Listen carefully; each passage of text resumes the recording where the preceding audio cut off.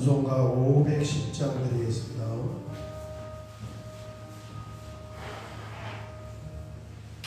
510장입니다.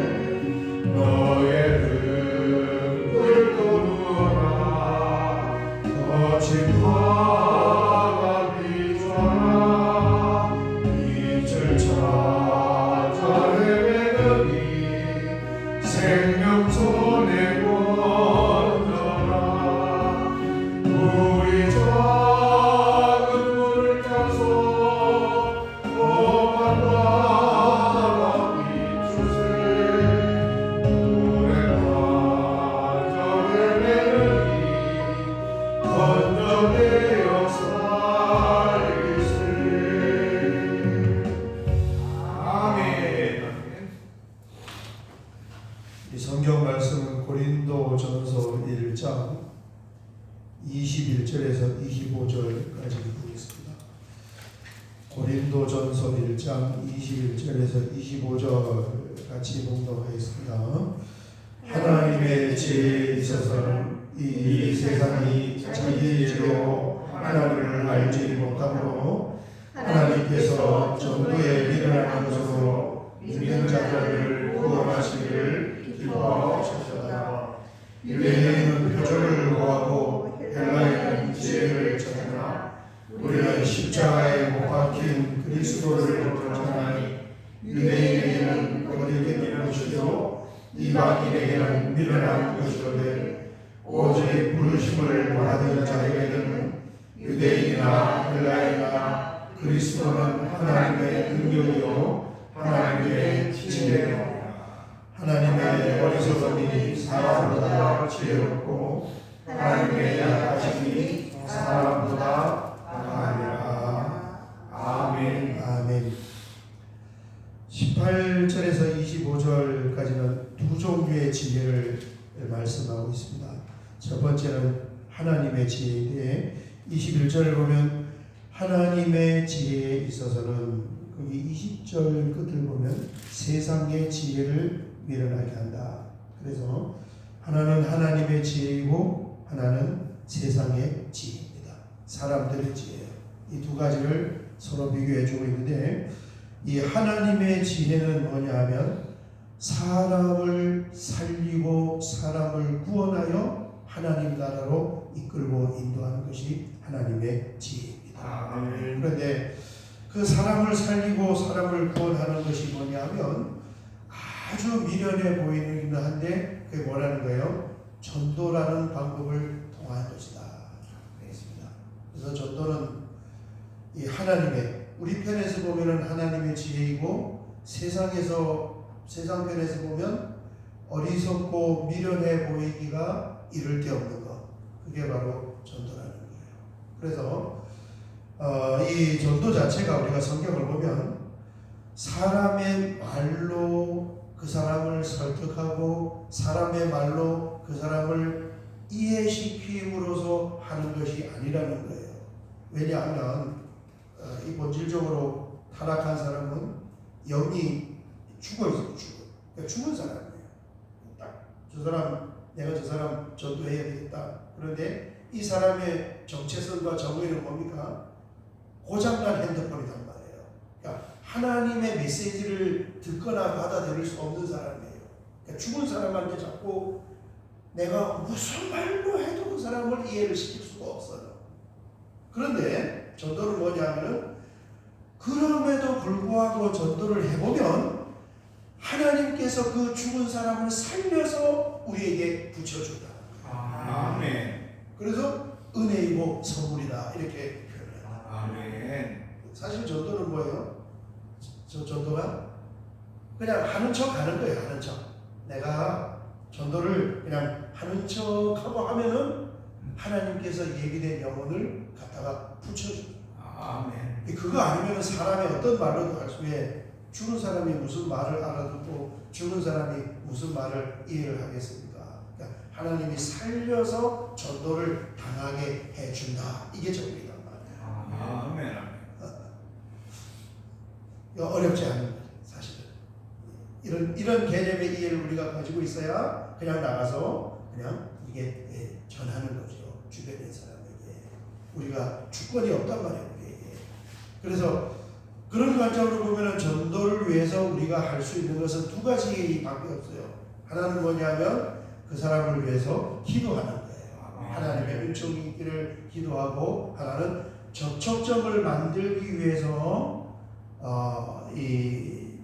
잘해주는 거죠. 섬기고 또 이렇게 잘 대해주고 거기까지 이제 우리가 하고 전도를 하는 것이니, 그걸 내가 특히 이 사람을 이해를 하고 설득을 시키는 것은 아니라는 거죠. 그렇습니다. 그 다음에 두 번째, 그렇게 하는 것이 하나님의 지혜인데, 그 다음에 두 번째는 이 세상의 지혜, 사람의 지혜가 있는데, 우리가 이 고린도전서의 흐름으로 봤을 때 이 사람의 지혜는 뭡니까? 하나님의 지혜로 말미암아 만들고 전도해 놓은 그 공동체를 파벌을 만들어서 나누고 부수는 역할을 하는 게 사람의 지혜다. 이게 지금 분쟁이라는 주제 가운데서 이 지혜가 나왔단 말이에요. 어제 새벽에 나눈 것처럼 이 사람이 헛똑똑해요. 여러분, 교회에 파벌을 형성하고 나누는 사람들이 똑똑한 사람이 그렇게 할까요? 덜 똑똑한 사람들이 할까요? 교회에서? 교회의 파벌은 그 교회에서 제일 똑똑한 사람, 제일 많이 배운 사람, 제일 힘을 가지고 있는 사람, 제일 돈 많은 사람, 제일 사회적인 지위를 가지고 있는 사람, 요 사람들이 그 파벌을 만든다. 왜? 그렇게 해야 될 것 같아. 그렇게 안 하면은 손해볼 것 같은 생각이 드는 거예요. 이게 세상의 지혜라는 거예요. 그렇습니다. 한번 보겠습니다. 18절, 십자가의 도가 멸망하는 자들에게는 미련한 것이요 그러나 구원을 받는 우리에게는 하나님의 능력이라. 그랬습니다. 21절, 하나님의 지혜에 있어서는 이 세상이 자기 지혜로 하나님을 알지 못하므로 절대 세상의 사람들이 아무리 똑똑해도 스스로 하나님을 찾아서 믿을 수가 없다는 거예요. 하나님께서 전도에 미련한 것으로 믿는 자들을 구원하시기를 기뻐하셨도다. 아멘. 22절, 유대인들은 표적을 구하고 헬라 사람들은 철학을 하니까 어쨌든 똑똑하려고 하는 거예요.